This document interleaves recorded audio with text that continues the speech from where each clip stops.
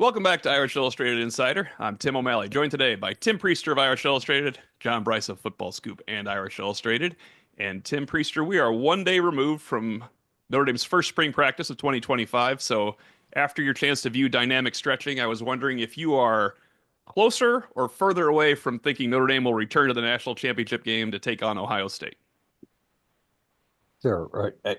Do I have to have a definitive Nope, answer to there is that? no nuance because they're either closer or further no matter what at some point. Well, that's true. I don't have an opinion about that. I mean, yesterday was a body count, and like you, I was, we spent a majority of the time looking at what was it, six of the eight grad transfers are here, and then 13 incoming freshmen. We're up on the pert, so it's hard to see.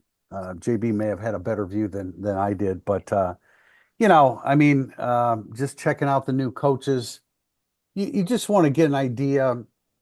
Like for me, it's always physical maturity, and there's clearly a difference when you see a Devontae Smith, running around out Oh there, yeah, yeah. Jared Dawkins, stuff like that. So, I don't want to, I don't want to come to too many conclusions based upon a snapshot of observation. But I tell you, one kid, Cree Thomas was a kid that jumped out at me right away. Just his change of direction and quickness. We're going to talk about all That's those good guys, because but I didn't see. He's one of the guys I didn't see. So in yeah. my report, that's good to know. Now and again, it's just based upon like one or two reps and Sure. just a move out of a back pedal. But it was like you and I were watching Scrap Richardson, Yeah. and it's like, wow, those are really quick feet. JB, where you weren't up top with us, right? You were down below. Yeah, I was shooting some pictures for Football Scoop and a little bit of video and things like that. So I will say, since O'Malley wants a binary answer, they're further away because it's 10 months until the championship game, which Right. means it's still only 2 months to the day that they played for the championship. So no, I thought Jagasaw just looked really, really good, and I spent some extra time around the offensive line as well as the quarterbacks, just trying to see how it looked like they were going to line up. Even though it's day one, it doesn't mean a whole heck of a lot. So, but I just really thought Jagasaw looked good for as selfless as it was for him to be able to play in that CFP run. I'm sure it ultimately benefited him to play against that level of competition after having to sit out the whole year and then take that with him into the offseason. So Jagasaw was impressive. I noted that Absher looked like his body was put together a bit better. Gerby Lambert looked definitely like he had added some upper body strength and just he looks like a guy you want to see wearing a Wang suit because of the way he's got this upper body put together. So there's a plug to try and get Gerby Lambert an NIL deal with Wang and ESQ. But those were the guys. Devontae Smith. Even though I was primarily focusing on the offense yesterday, Devontae Smith was the guy I wanted to see and noticed him right away. Even in that dynamic stretching, you thought there's some dynamism to Devontae Smith. So, and then all three quarterbacks, the main three that are actually battling. We referenced this. I'll bring it up again just because you guys know. And maybe we continue to talk about it over the course of spring. The depth, the quality of depth at the quarterback position. I don't know that Notre Dame has raised itself more than what it's done finally with those quarterbacks of any position on the roster since Marcus and company took over. So they looked really good. The receivers, I told you, Burris, he had a drop, but just his frame and sort of the way that he moves and operates, he stood out to me in a hurry. I think it's not the time of year for guys like Jeremiah Love, Jadarian Price, but when you glance down there and see how quick Jadarian Price's feet are in some of those drills, when you know what Aeneas Williams brings, boy, he looks compact wearing number 22, doesn't he? He's gonna be even harder to tackle these days with that thing on Tim Priester. But and of course, we joked about how good Jeremiah Love looked, but I mean, I assumed he was going to be totally healthy, but it's great news that he is because while we sit here and talk about what's going to help Notre Dame get to the national championship game, the playoff win against Miami, all the way down to those three things, Jeremiah Love is pretty high on those things. So his health, it's great to see him back. I know we didn't include the question, but someone asked when's the last time Notre Dame might have had the best player in the country going into a season like they do in Love, and I think the running back room no one would have said it was the best room on the team going into a season, other than maybe Kyron Williams in 2021, but it was only him and Tyree. I mean, now I think it is better than the defensive back room now, simply because they lost Xavier Watts. He has a fantastic 1, 2, 3, and maybe four punch. Yeah. There's first of all, there's no reason for Jeremiah Love to take any contact at any point this spring. He probably will, but there probably isn't a need for that. Anyway, I do want to point this out, and we were all impressed. Everybody was impressed with Aeneas Williams last year, and there were too many stuffs for Jadarian Price, but I bet you Jadarian Price comes back bigger and better Yeah. and quicker than ever because that was his first year of virtual full-time duty or regularly getting carries. I know that wasn't necessarily the case each week, but I think Jadarian Price is going to take a step up, which is good because you have the competition with Aeneas Williams, and we know that'll bring out the best in him. So, I mean, I just wanted to throw that in there because I think it happens too easily on the outside where you don't see something you like about a player and then you throw him away as if he's not going. Jadarian Price is a very bright, introspective, sharp kid with a ton of pride, and if like you don't think that he's going to come back better than he was last year, I think you're mistaken because that's how I think he's wired. So that's just one example, and I think you have situations like that across the board, offensively and defensively. Yeah, and I did note Kedron Young. It's I think he had such a truncated spring last year when he developed. I think it was a hamstring injury, and that he got a little bit forgotten about, and that's when Aeneas Williams made his move. But there was a little bit more buzz, I think, going into last spring about Kedron Young, and so I'm excited to see him this spring. And noted yesterday that Notre Dame is listing him at 235, and you want to talk about hard to tackle. That to me is a guy who looks like he's going to be absolute hell to tackle. Tim, I saw you Yeah. smiling, so you thought the same thing I did. Go right ahead. Well, You got it. JB used the word truncated, and that was part of a question yesterday. Marcus Freeman. I know Marcus Freeman knows what truncated is, but I just don't think Fantastic that he heard response. it. I don't think he heard it clearly. Uh, Chuck Freeby asked him due to the truncated spring, and Freeman's like, "Wait, what'd you say?" he told him Freeman's response, which is Jack, if you didn't see it, was big word. It was really well done. JB worked it. We got to work that in all the time now. It's like when we used to. We got to work Keaton Young in every podcast, I think, from the next 6 months too. I have a feeling he's going to be. But any other observations from those? I'm not joking because we will not see as much spring football this year. So any observations from those four periods? I think wide receiver is hard for me, guys, because I expect you to catch the ball in the drills. It's usually a bad sign if something goes wrong and you're doing that. Now, right. that's different than the quarterback throwing routes. You can drop. That's a real football play as opposed to a drill. But Yeah. I think it was good to see Faison out there. Priester, when you say Jadarian Price introspective, and I think he's going to have a great year too. Really interested to see Jaden Greathouse, the leader, with a whole set of confidence because what he did in the playoff. I don't want to say we thought he'd do that every week, but we thought he'd do that 6 times last year rather than wait until the semifinal. No, I can remember talking to him late in the regular season. He had a big game. I don't even know where that came. He had a bigger game. And I think it might have been Pete Sampson asked him about, I mean, just having a game where you put some receptions Yeah. together. And it was just kind of an admission that, yeah, I needed one like that because we like every week, I don't know how many times I said, oh, it's going to be a breakout game for Jaden Greathouse. He catch one Yeah. pass for, Did it a lot. 8 yards. But I mean, even a player of that magnitude and that ability needs the confidence to build from actually getting it done. So I agree with you there.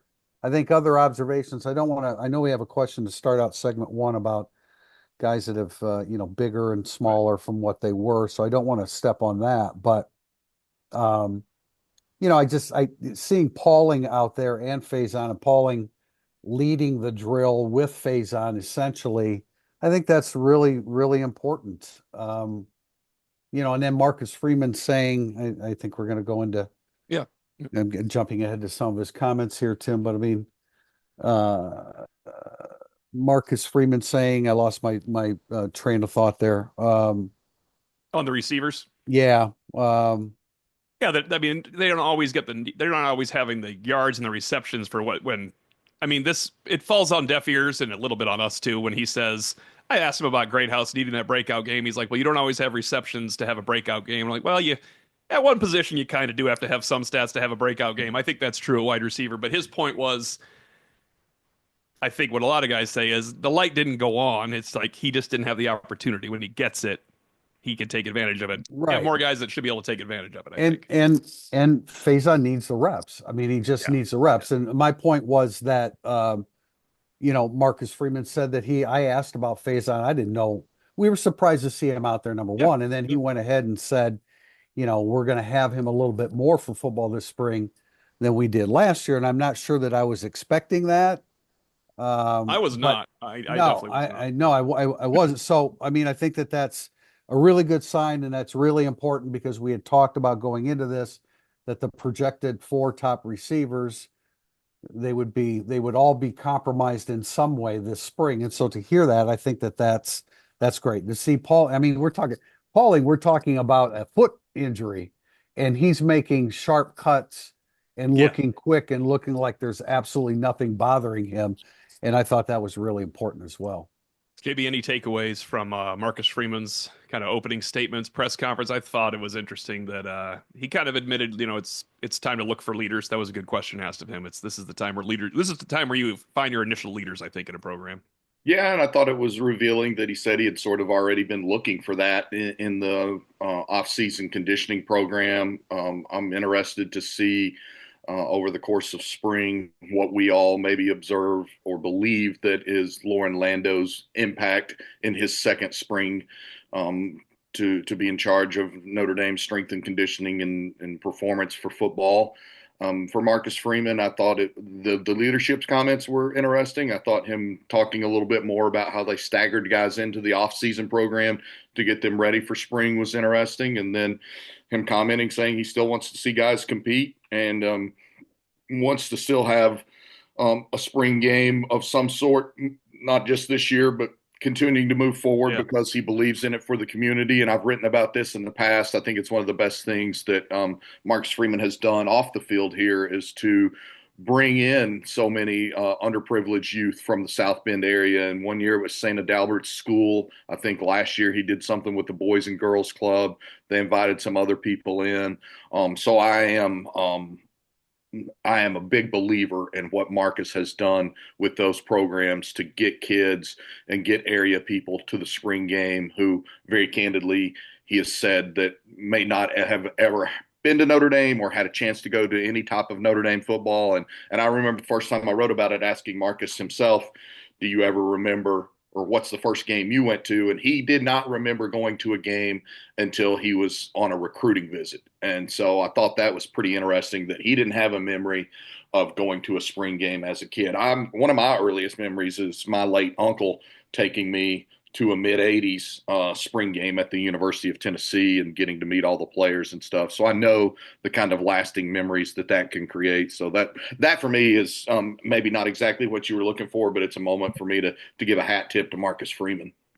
And Tim, Pete Sampson obviously is working on a story with Mike Martin. I know he spent time with him. And then there was another follow-up question on Mike Martin. And I just really, I enjoyed, I was happy to hear the things that Marcus Freeman said about him. He talked about his character. He talked about fit with the culture of the program. Again, he doubled down on his evaluation as a recruiter, a communicator, and he called, the face of the personnel department. He used that expression as well. And so I mean, it goes back to our original impression of Mike Martin the day that we met him. He checks a lot of boxes. And so I thought it was really encouraging to hear him talk about Mike Martin in such a positive light. I think my takeaway is the head coach isn't the guy to ask on how they're going to break down reps for three quarterbacks in the spring. That was pretty funny. He's like, I don't have an answer for you on that one, but we do have Gino Gaduli. Is it tomorrow? We have Gino Gaduli Tomorrow. tomorrow as one Mhm. of our interviews, and that is the guy we can ask about how they're going to break down reps in the spring. And I think we're going to have the first ever, at least for the spring, you're going to be looking at 33, 33, 33 pretty much for those guys, or whatever maybe it's 30, 30, 30, 10, so you can get Hebert involved. But I find it fascinating that there's a third quarterback that he probably won't start, but I think the third quarterback could start and everything would be okay for Notre Dame. I don't That goes think, back to yeah. JB's original point. That's Yeah. crazy to me. I'm not even sure Heber gets 10, actually. I mean, 10% you now really, at this yeah, point. yeah. Yeah, yeah. I But he also just want gets to, so little in August, though, right? Maybe not, no, though. If you lose a no, it's quarterback, then true. he's your third quarterback. So maybe Yeah, he gets a little no, bit in August. it's true. The last thing that Marcus Freeman talked about, I thought was because he was asked about 105 and battling for, a spot on the roster. And I thought it was interesting that he said, this is about being the best version of yourself and stop wasting time thinking about, those kind of things. Worry about the next rep, worry about what's on your plate in front of you. I think that's great advice for any athlete in a similar position. And it's natural, especially for young people, to think, okay, how'd that rep go? How are they thinking about me? Just play, man. Just play and get all that, wipe all that out of your mind, because all it is clutter, and it's getting in the way of the task at hand. I want to Yeah, go ahead, Jamie. that's great. Sorry, that's great advice, TP. And it was nice to hear it from Marcus. It's obviously easier said than done, Yeah. and I think it's important to point out that the ruling on the House settlement comes the Monday of Notre Dame's final week of spring camp, and that House settlement is adopted April 7th as expected. Then I'm pretty sure that's essentially the final hurdle to the 105 roster and moving forward with revenue sharing. And so I just know from talking to people now, a lot of guys are very worried about making that 105. And then you're going to go into the last week of your camp.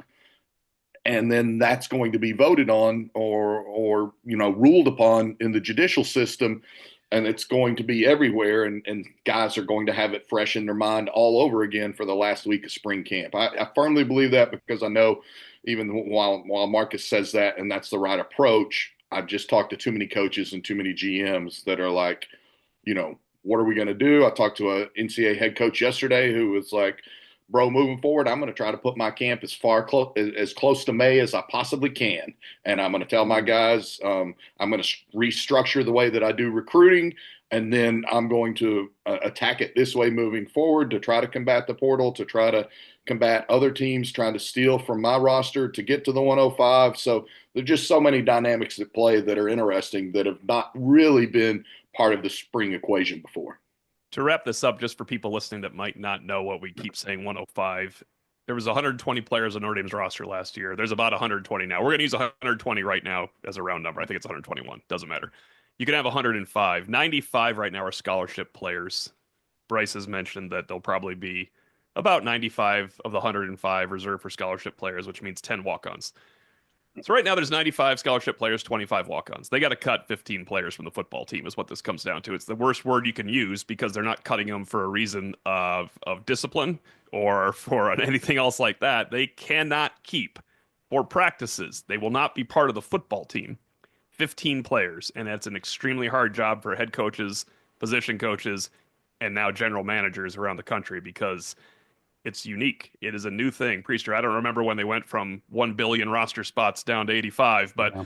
I don't think it was the same situation. I think you could still hide some guys a little better than because you I had think it such a was massive walk-on program. I think it was 95, maybe it was Yeah. 95 at one point. Well, I'm curious to hear from you guys as to like how many scholarship guys do you think are not going to make the cut or going to be Well, cut behind walk-on players? it's a great question because you're going to lose some.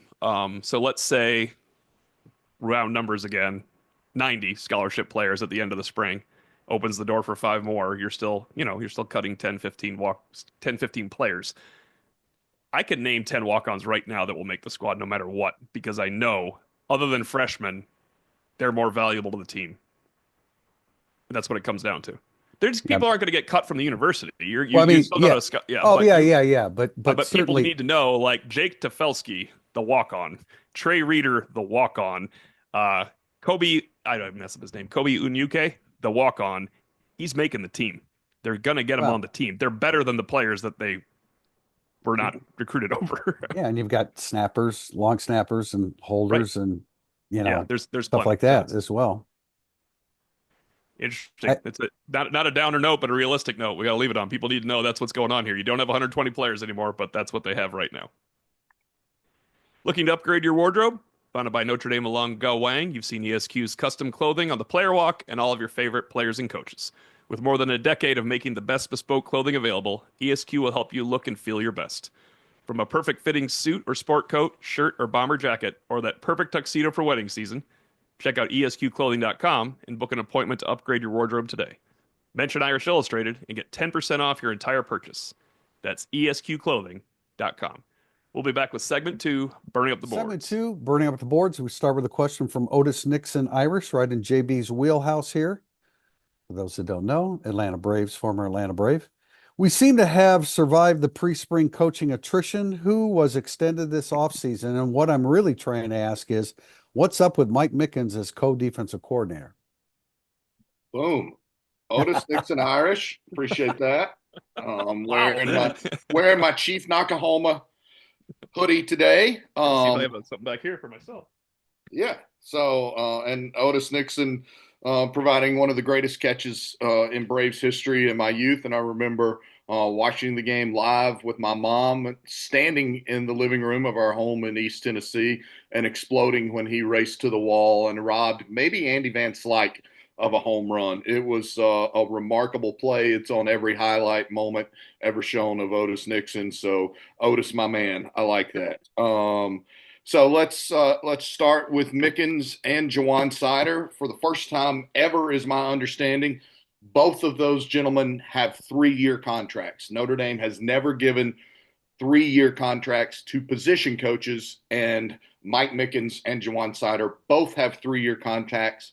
On top of that, I can tell you confidently that both of those individuals now also have 7-figure salaries. And so that also is interesting. Notre Dame, when it was redoing Marcus Freeman's contract and giving him his extension in late November, early December, told the entire coaching staff, we're committed to having a top 5 paid coaching staff in all of college football.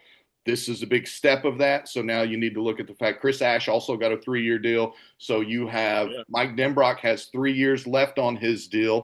He has 3 years and about $7 million left on his deal. Chris Ash with a 3-year deal, Sider with a 3-year deal, and Mickens with a 3-year deal. Plus, Lauren Lando is a 7-figure strength coach. At the time he got his deal a year ago, I think he became the 3rd highest paid strength coach in all of college athletics.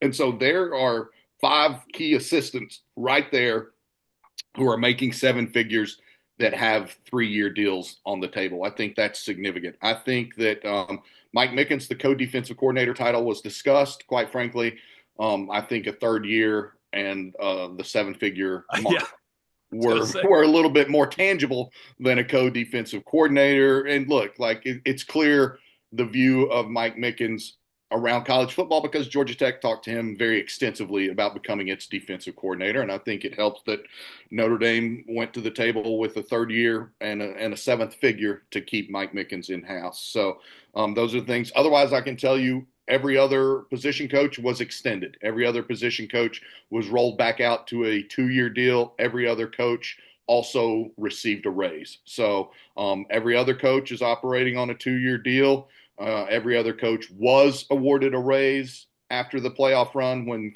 new contracts were done with Marcus Freeman and Ron Powlus and Pete Bavacqua where necessary. And I can also tell you that all of those guys, especially the ones who stayed, there's a bit of controversy because let's say the analysts like a Mike Moon who got a job with the Bengals. I don't think Mike Moon got his playoff bonus, and that didn't sit well with everyone. Or I don't think Michael Bearden got his playoff bonus and he took a job with the Browns. And I don't think that set well because those playoff bonuses were for the 2024 year, not for the year coming ahead. But having said all that, all those who stayed were paid, and they were paid to the tune of a 20% bonus. Now I'm not sure. You would think Al Golden still got his bonus, even though he left. I was just going to ask that question. There's a difference. If he did, I'm trying to find that out for sure. But if Al Golden got his bonus, then he would have gotten a bonus of approximately $420,000. So Dylan McCullough would have gotten a bonus of about $150,000. Some of those other guys who stayed got bonuses of around $120,000 to $130,000. I think that a guy like Max Bulla got a bonus of approximately $80,000. I'm not sure that Chad Bowden got his bonus. especially the way he left right after the playoff. I was gonna say with Chad, he went to a college program. I would see not paying the bonus. I'd feel kind of bad for guys going to the NFL if they don't get a bonus. Does that Yeah, make, you know what I'm saying? Like yeah, you left the program to go to a professional team when you weren't even an assistant coach. Like you're an analyst that gets a job in the NFL. I feel like it's not my money, but I'd be compelled to pay those bonuses out. I'd be compelled to pay Al Golden's out because nobody would have gotten a playoff bonus without Al Golden. So I think yeah, that's the and one to again, pay. No doubt. and those bonuses were for what you did in 2024. Like, so the work was Yes, done yes, yes. at that point. That's why, and especially those analyst guys like a Mike Bearden, I think was making maybe 50 grand Yeah, he could at use that Notre bonus Dame. that he Yeah, is he part of. could use that bonus, and you're talking about a $10,000 check for him. But I know that some of those guys that left for those NFL analyst jobs absolutely did not get their playoff bonus. Question from Wash ND. Are you surprised that Gerby Lambert was at right tackle on Wednesday and not left tackle, especially with Charles Jagusa at right guard? Could that portend a potential move for Wagner to left tackle, or is this just a nothing burger from day one? I like how he hit all He did, the and possibilities there, and I think that's important. I think two of the possibilities I completely agree with. Yeah, I was surprised. Nobody wasn't surprised. You would have thought Lambert would have been standing there at left tackle, especially since they had freshman and Styles Prescott at tackle. But once Wagner's helmet was off, you could see there was some cross training going on. And I still think it's a big nothing burger that Emil Wagner will stay at right tackle. But you can't not be surprised. Did you walk into that thing and say, "I bet you we see Lambert working at right tackle today"? Yeah, You didn't. You know, it's not. I will be I will be surprised if later in camp when we get to see the Jersey scrimmage on the date that shall not be named. I'll be surprised if we happen to only see Gerby Lambert that day at right tackle. Otherwise, like I'm not really surprised. I don't think it means anything because I personally watched from 10 yards away Emil Wagner coaching Gerby Yeah, Lambert at the right exactly. tackle position. But I think when Emil Wagner is out there back at right tackle, that's when I would be surprised if Gerby Lambert wasn't then at left tackle. I So think for me, that's it. But nothing yeah, burger. Nothing burger I vote give for you. Washington D a lot of credit for throwing in the nothing burger line because yeah, he asked a very good question, but also shows that nobody needs to jump off the board over it real just yet. I think it's more nothing burger than anything. But I saw the instruction going on with Wagner and Lambert, and so that made sense.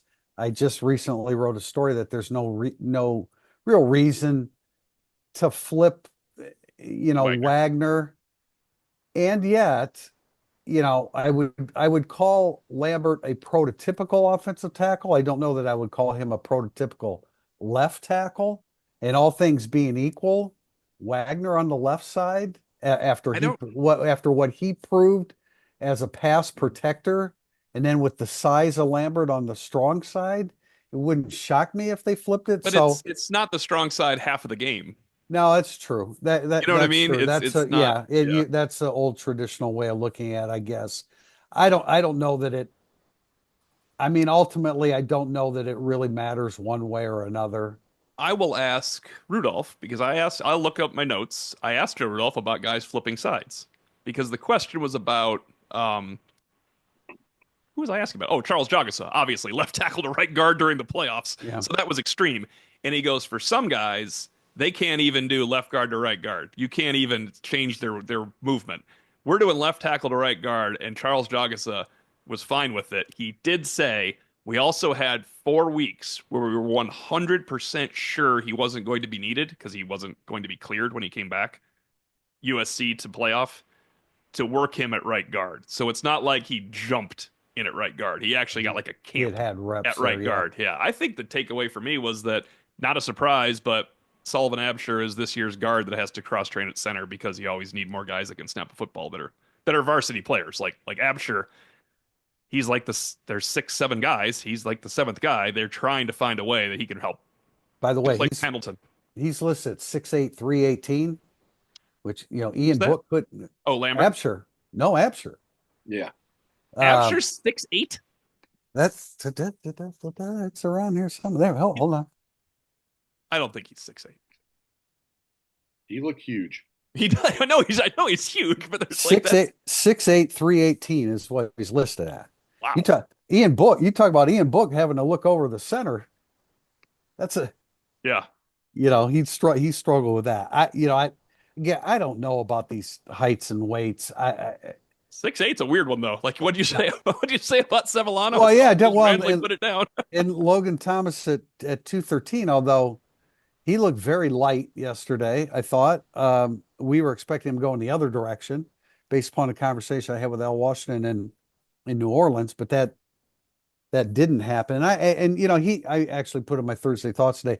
I mean, Logan Thomas, I think, is a guy that is really going to excel Yeah. down the road. And somebody in our mess sports said, well, probably not this year. And I said, well, Al Washington said this year, but when you look at it, I mean, there are six guys there We can use them when all. everybody's 16 healthy. games. Yeah, no doubt. But I mean, I'm like talking about regular rotation Right, from game right. to game, which is difficult to do. But we're veering off from Now, I the want to prove I'm not crazy. I just looked at the last three rosters. Sullivan Absher was 6'6" in 2023. He was 6'7" last year, and he's 6'8" now. So dude's still he's going growing. to be. I mean, I'm telling you, Shrewsbury needs some rebounding. He can get somebody in there. That'd be no We, problem. you were just stealing my thunder, damn you, O'Malley, because I was doing the exact same thing. And so I did want to note that Sullivan Absher has gained an inch and lost 3 pounds, whereas the other person I've talked extensively about through the first 24 hours of spring camp, Kedron Young, has lost an inch but gained 6 pounds. So he's gone from 6 foot 229 a year ago to 5'11, 235 now. And those are all those heights are rounded off. So I don't know. You just wish you could have either. I mean, you wish you could have a more accurate roster on a regular basis, and we don't half the time. We don't know what's real and what isn't. And Depends on when they weigh in and things like that. But Here's one more I'll say because me, you, and Mintok were walking away from the stadium yesterday to go film instant analysis O'Malley, and Bryce Young walked past us in front of Purcell Pavilion, and he looked taller. He's still listed at 6'7", and I he's swear taller he than looked six six seven. eight or 6'9". Yeah, they're gonna lie. He's gonna become Too Tall Jones when he goes to the draft in 2 years because that guy's tall. I He's going to be able remember, to block field goals without leaving his feet. I remember talking to Bryant Young, the father of Bryce, and it was long enough ago where he said he's not as tall as me yet, but he's going to shoot past me. And damn if Sure he, did. I mean, he shot way past Yeah, me. yeah. Wow. Yeah. Next question from Kay Creasy. Can you break down how Mike Martin's department segments roles and responsibilities? For instance, while I love the addition of MTA, that's Myron Tagovailoa Amosa, I have no idea what recruiting advancement means. It's a good question, actually. All right. JB, throwing it Yep. to you. Yeah, be happy to. I'm sort of going to go in reverse order of how they were listed on Notre Dame's graphic, and look, that's just the way Notre Dame made the graphic. That's not listed in order of most important to least important. But Ariella Ellis, as the director of on-campus recruiting, she's really key because that role specifically means you pretty much handle all the logistics when people are on campus, especially OVs, and they're there with their families, and you're driving the golf cart and you're taking them on their campus tours. You're setting up the meetings that they may have with professors in the respective colleges or schools that they may wish to major in. So you're getting things set up in Mendoza or some of the other departments so that you can have those meetings set up. So she is crucial from a logistical standpoint, and she'll be with the families and she'll help when they're doing like the collective meals with people on official visit dinners on Friday nights or things of that nature. She handles all of that. MTA, who by the way was a D-line graduate assistant at LSU, and I talked to LSU people earlier this week about it, and they've really enjoyed having him down there. No shock. So, as director of recruiting advancement, that's kind of a fancy title to let you know that he'll be responsible for scouting guys. He'll be responsible for helping present to the coaches prospects that he thinks they should be looking at and potentially offering. And then let's not discount the importance of relationships. And MTA will be forming relationships with a lot of the prospects that Notre Dame is recruiting, particularly as they begin recruiting them and try to get them to campus. So that'll be a role for him. DMAC 2 is an analyst. Again, he'll be involved when people visit campus, but in the meantime, he's looking at prospects, he's breaking down film, he's bringing them to the position coaches, and then eventually to the head coach and to the GM and saying, okay, I feel really strongly we should offer this guy, or this guy has 19 offers, but I don't think he's a Notre Dame fit, and here's why. So DMAC's work is a lot of the film stuff, a lot of the video stuff, and trying to help identify prospects, which is Becca Seitz is very similar to Ariella. Like, they really are going to run the logistics of recruiting. She's director of recruiting operations. And again, that means setting up the Chivarelli Lounge when they have official visitors coming in for game weekends, or setting up the Chivarelli Lounge when they're hosting official visitors later this spring and then the first of summer, and they're holding team meals inside the Chivarelli, or recruiting visit meals inside the Chivarelli Lounge. Again, making sure that they have an army of golf carts, that they have X number of golf carts that the football department owns, but from time to time, when they have the larger weekends, they've got to rent a couple of extra golf carts or get a couple of extra golf carts from other departments on campus so that they can tour prospects around all over campus. Carter Allman, as the director of recruiting, he's the point man on identifying everything in recruiting. He is the one who will have the conviction to say, and will present in staff meetings and say, here's 15 recruits that I think we need to identify. We're going to offer them. We've talked about it with Marcus and Mike. These are our offers. These are the position coaches that these offers correspond to, and you need to be after it this week. Jordan Blake, director of personnel, very similar to that. He and Carter will have to work in tandem, really identifying and then establishing those relationships to set the baseline, to then get the assistant coaches on the phone with those players and their families, finding out kind of who the champions are in the recruiting process for those prospects, and knowing how to approach the recruiting process. So Jordan Blake and Carter Allman are absolutely the tip of the spear in Notre Dame recruiting. Period, point blank. Everything is kind of going to funnel through them for Notre Dame recruiting. Mike Martin obviously has a much higher level macro view of things. He knows the budget. He knows how much they value. We heard him talk about in his introductory press conference that different franchises value players differently, but he's coming from a Detroit franchise that in a lot of ways has valued and wanted to build its team the same way Marcus Freeman has valued and wanted to build its team, and that is on the offensive and defensive lines, and then with key additions elsewhere. So Mike Martin controls the purse strings. He's got to have a more objective, dispassionate view of the Notre Dame roster and Notre Dame recruiting. And if Notre Dame loves a recruit, but that recruit says he needs $500,000 year one and going from there, and that's not a $500,000 position for Notre Dame, then Mike Martin has the authority to say, let's go to the next person on our board who fits in our salary projections and who fits in our model. And then Anthony Tresh, no change there. He's the director of analytics. He's the guy that does all the analytics. He's literally at the right hand of Marcus Freeman on game days. When you talk to people and in the program during that playoff run, and you talked about how good Notre Dame was in the middle eight, they pointed to the fact that, hey, did we have Anthony Tresh in 2023 for the middle eight?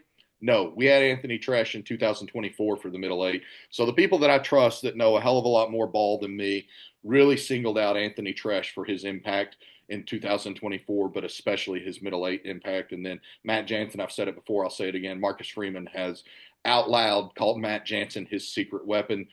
He's an expert scouter. He's got NFL experience. He not only does self-scout for Notre Dame, he scouts opponents, and he's a key person on the sidelines for Notre Dame on game days as well. No longer a secret weapon, though, when you announce it, JB. That is the issue there. I would say your man Tresh had a great 13-game run after being on TV for all the wrong reasons, just because they kept showing him against Northern Illinois behind Marcus Freeman when every single decision that could have or could not have gone well or had anything to do with him was on public display. Yeah, that was the day the Notre Dame fan base turned against Anthony Tresh. Yeah, exactly. It was, of course it's not. I mean, of course it's not rooted in any reality, but it was kind of funny just to blame somebody else. Like, who's the guy behind Freeman? What's going on here? This isn't cool. You mean Marcus Freeman is making decisions based upon that guy standing behind him? That's why they lost. GR Irish Fan 52 asks, what aspects of the offense do you anticipate to improve most under year two with Denbrock? I love the question because nobody wanted to listen when Denbrock said they would not be a good offense to start the season. Yeah, I think for me, it starts with run game consistency. I think there were a lot of hiccups along the way, and I think that's the first one I'd throw out. That I think that the ground game, especially with the evolution of the offensive line, I think that's going to be a lot more consistent. Yeah, for me, I think even though that we're going to have a first time starting quarterback, a first time full time starting quarterback, and Jelly's had a spot start or whatever. I think tempo. I'm excited. Like I'd watched Denbrock at length at his final year, I guess, at Cincinnati when I did a big feature on him for Football Scoop, and that was the first time I ever got on the phone with Denbrock, and we had a bunch of mutual friends, so that was really cool.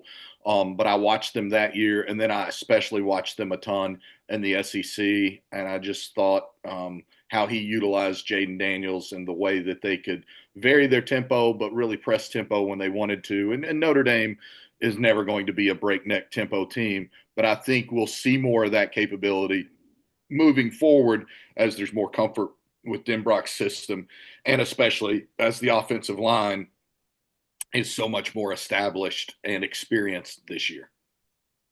Those are all both good ones I was considering. I would say that attacking vertically is now going to be again part of Notre Dame's system because it did not suit Riley Leonard. Riley Leonard's an all-time competitor, all-time great runner. Kind of got in a rhythm every once in a while, throwing inside zones to Jaden Greathouse, but I think attacking downfield to augment the running game will be something these quarterbacks do because you don't want 3rd and 3 as much. It's not an automatic pickup for Riley Leonard anymore. I think they'll just attack a little bit more, and Denbrock probably has a little more confidence in his quarterback and receivers to do that. Yeah, and he wants to do it. I mean, Right. it's like we were talking about the other day. He wants to be an 11 personnel offense, but you got to play to your strengths. You can't Yep. just throw that aside. Long question from Bobby1556. I know Marcus Freeman doesn't think like us fans, but as a fan, it seems like CJ Carr winning the job would be best for the long-term health of the program, but to give them a multi-year starter at quarterback for the first time since Ian Book. If Angeli won the job, they'd be right back in the middle of the quarterback competition next year. He has 2 years left, didn't he? Correct. Yes. Okay. Yes.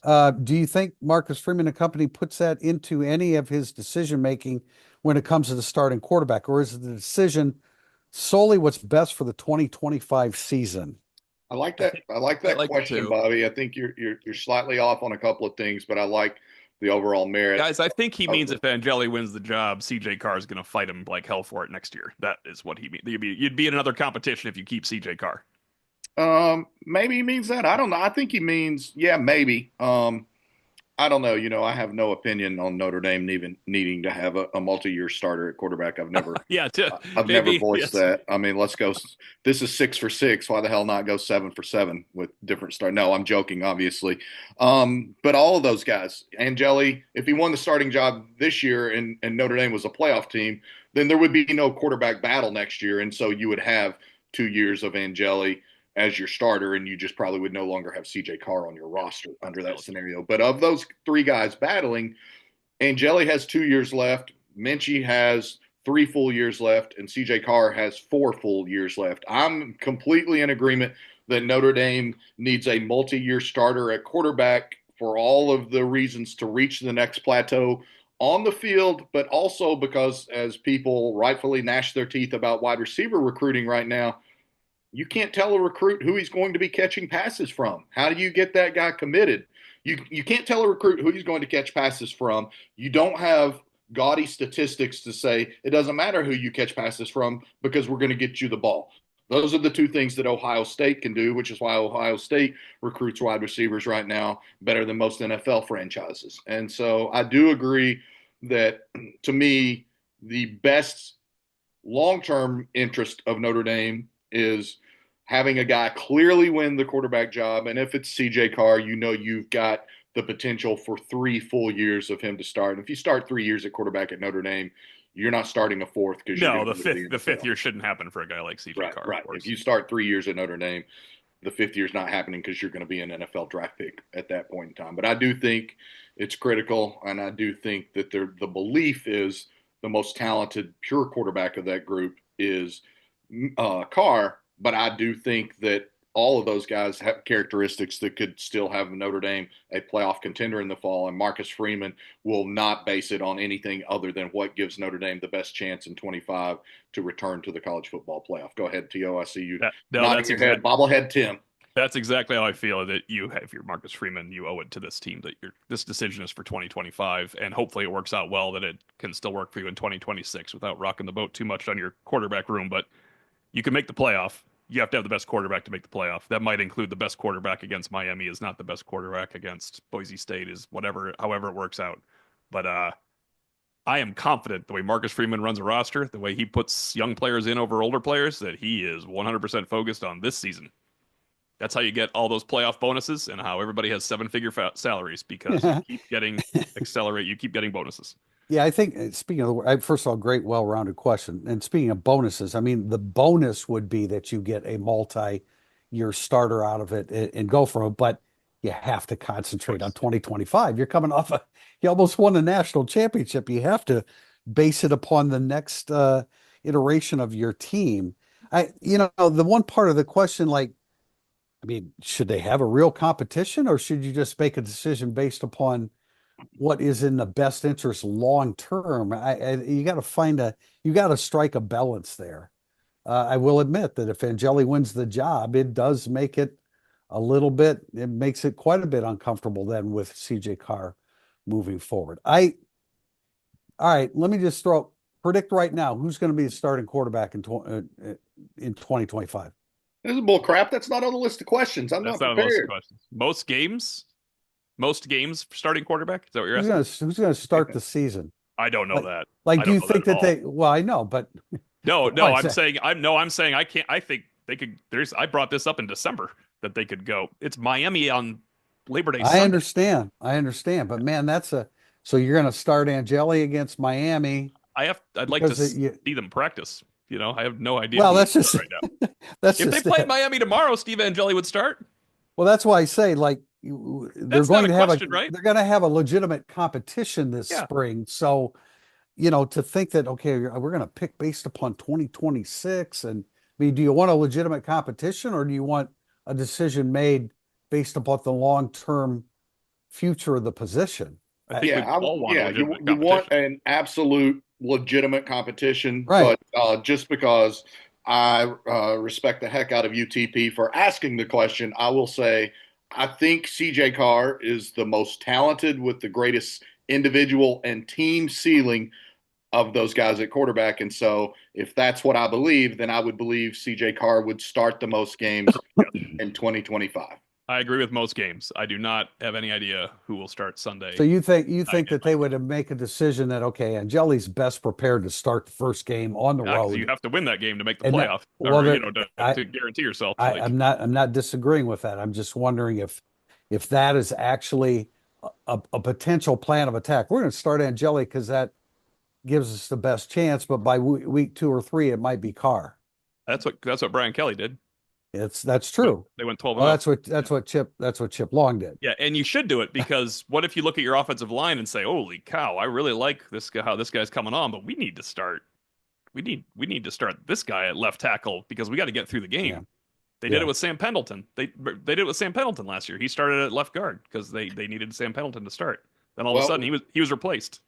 we've officially got less than 6 months to figure it out, guys, because Yeah, I know. I know. I just literally used the handy dandy iPhone calendar here, and it's 23 weeks and 2 days until kickoff. So there you go, Irish Illustrated faithful listeners. You have it on this Friday or Thursday of opening day of March Madness that it is 23 weeks and 3 days until Notre Dame kicks off its season Sunday night in sweltering South Florida. Ooh. Quick Question answer for from this one. Go. Oh, go ahead, Tim. okay, MF Irish. Who's the one staff member outside of Marcus Freeman that Notre Dame can least afford to lose? I bet this is unanimous. I bet it's not. I don't know, Okay. but I'm going to say, even though Mike Mickens, I think, is the best overall coach on the staff, in my opinion, and absolutely the best evaluator and developer, my answer is Mike Denbrock because Marcus Freeman's a former defensive coordinator. He's the defensive minded head coach. He's the pulse of the team. Notre Dame, just like it needs a multi-year starter at quarterback, needs multi-year stability on offense. That's why I think it's Mike Denbrock. I say Mike Mickens because the threading the needle for his ability to find talent at cornerback and Notre Dame's disgustingly bad cornerback recruiting before Mike Mickens. I never want to revisit that. He has been fantastic. They became cornerback U in the last 6 years. It's unbelievable how well he's done developing his Okay. players. He's been fantastic. I agree. I would say Mike Mickens as well, but I commend you for your explanation, JB, with Mike Denbrock, and I hear exactly where you're coming from. But Mike Mickens is spectacular. I Okay, know so you're. two Yeah. to one, I win. It's like an argument with your wife. You're good there. I lost 1-1. Yeah. Question from Dashing Domer: does last season's magical run reduce the angst for a championship, or does it intensify it? It's a great question because for a championship, it intensifies it. It reduces the angst of the Freeman era and everything else because It's a good way of putting it. everything is going up. They did it. It was a phenomenal year. If you don't appreciate it, stop watching college football. It's the way it's supposed to be. They were great. But it increases the angst for a championship because it's so hard to be on the doorstep of a championship. I mean, they were right there, and I don't blame people for wanting it immediately this year. Yeah, I think it, um, as much as it cannot be seen as a negative, I think it increases the angst because of what you said. They were so tantalizingly close, particularly after that dominant opening possession where you think, oh, wow, Notre Dame might be able to bully these guys. So when you take it not only with the run itself, but the way that the game started, even though I still think what might that game have been if Notre Dame won the coin toss and gets an opening possession stop? But anyway, I think it ratchets up the angst in a positive way because they were so close. That team will always be beloved. And then, but at the end of the day, Notre Dame expects to play for national championships, and it's now been 37 years since Notre Dame won a national title. If you could bottle that optimism after that opening drive, That crowd was amazing. oh And all my right, God. we were in that end zone for a visual. The media was in the end zone where Notre Dame scored. We're in a corner end zone at that stadium. Beautiful, the best corner end zone seat there is in the world, by the way, at in Atlanta. But the crowd was going ballistic when they scored. I mean, that was the best reaction I have seen from Notre Dame crowd in probably, as JB said, 37 years. No, they were. It was the craziest I've seen people jumping around since maybe the USC game with Zibikowski. It was absolutely incredible. I got it on video, and it did not properly capture how awesome the scene was when that happened. Kudos to those people. You had fun for a little while there. But boy, did it get worse after that. It got worse, but man, Our I, last, I got to admit, I was feeling pretty damn good after that first drive. our last question. I kept looking over at Jeremiah Smith, but our last question from two Rosses don't make a right. Three NCAA tournament questions. Number one, over under 6.5 of the 1 and 2 seeds, there's 8 of them, will survive the weekend. Number two, will Notre Dame women survive the weekend? And number three, when will ND men participate in this annual weekend again? So technically, there's 16 of them because there are 8 ones and twos in the men's bracket and 8 Well, ones we're and going. twos. That is definitely a men's question, as it was I delineated know, with the I women's. know. I'm And taking women don't lose ones and twos. We know that. That's the No, they flaw of the don't. sport Not right not there. yet in the evolution of that Not game. yet. No. now, At least they don't win by 80. At least they don't win by 85 anymore. except guys in the women's bracket. This is useless Eddie? sports trivia. Sometime the women had a 16-1 upset before the men ever did, and it was number one Stanford and the mighty Tara Vanderveer going down, I believe, at the hands of Harvard That's pretty some years ago. wild. That's So surprising. Considering yeah, the gap in what that many years ago in the haves and have-nots in that sport, that's incredible. yeah. So get you some of that. But I will take the over of 6.5. I think there will be 7 to 8 of the ones and twos make it through to next weekend. Yeah, I'll take the over as well. But I don't know. Did you see Billis and the guys picking the other night after everything was announced? And they picked, I'm trying to remember Jay Williams. I'm trying to remember who he was with, but like they all picked, one of them had all 4 number 1 seeds in the final 4. What do you That's do? happened one time, right? Yeah, I mean, or and then like the Elite Eight, that it was all ones and twos. In what world that never happens anymore? So I That's don't why even my know. answer Like, is under. Tim O'Malley hit under in okay, one but bet ever this is what you talk about. Question number one, point number this one. weekend. This weekend. I'm not I'll gonna take the say under. I don't no, I'm not gonna say it this weekend. I'm saying the The, end of the weekend. So Sweet yeah, 16. Sweet 16. I'd take over Yeah. too. But first of all, there's no way the Notre Dame women are losing at home this this weekend. That's not going to happen. There's no Completely agree. way.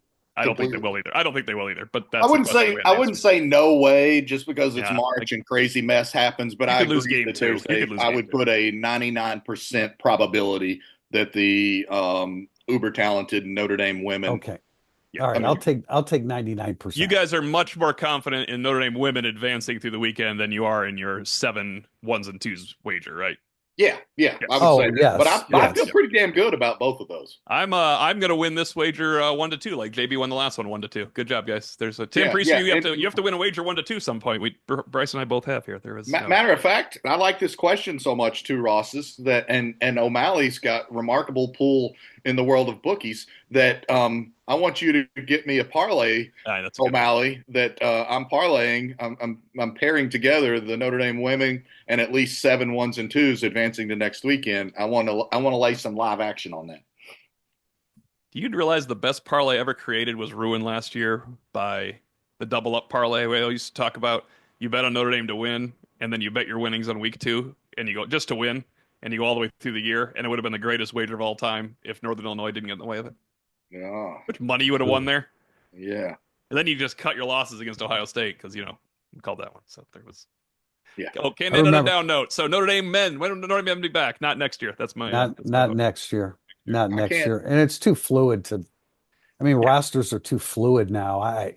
They all, and we don't even know what kind of transfers they're going to get this year. But I can't imagine they're going to get the kind of difference makers they need to make the NCAA tournament. I don't care how high their and they got to keep freshman the difference class maker. is ranked. It's yeah, right. Yeah, I think they'll lose multiple players from this roster, this current roster, to the transfer portal, and I think there's a very real possibility, if not probability, that they lose Marcus Burton, and then you can't look at it even as much hope as you lend to this recruiting class coming in that you plan to have as the nucleus of your program moving forward. I can't see them in the tournament in 26, and if they're not there in 27, then you start talking about having to legitimately hit the reset button all over again on your program. Well, I was focused on. I wrote about it recently about Marcus Burton not coming back, and then I saw a piece written by Tom Noy of the South Bend Tribune, and he mentioned Tay Davis. He's absolutely right. I mean, Tay Davis would be highly coveted in the transfer portal, so Yeah, they may lose both him and. Now I know, I mean, I think he feels an allegiance to Shrewsbury and vice versa, but well, you know, and the Tay days Davis of is, allegiance have changed dramatically in recent years. and didn't I think somebody told is Tay Davis's brother on the roster at Ole Miss? Is that right? I think he is. Um, I think he is. Tay well, we'll Davis' find out. We'll brother. find out tomorrow. Or tonight. We can watch. Yeah, I'm pretty sure Tay Davis's brother is on the roster at Ole Miss, and someone was telling me that he got maybe in the neighborhood of 250K to go play at Ole Miss. So there's still real money out there Yeah. in the NCAA basketball transfer portal. We will attempt to finish on a higher note when we reconvene on Monday, March 24th for our podcast. But until then, and actually, we will have Gino Gaduli, Jawan Sider, running backs, quarterbacks, and new offensive early enrollees and transfers to talk about on Monday. Until then, for Tim Priester of Irish Illustrated and John Bryce of Football Scoop, I'm Tim O'Malley. Thanks for listening and enjoy the NCAA tournament.